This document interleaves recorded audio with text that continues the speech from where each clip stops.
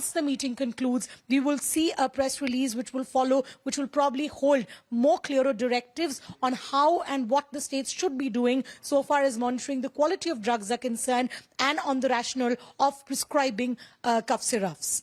Right, Shreya, do tell us how this entire issue is also concerning, because the company that produced these cough syrups, manufactured them, it seems like there were earlier allegations as well, so it went under the radar. And currently, what kind of action is going on as far as that particular manufacturing unit is concerned?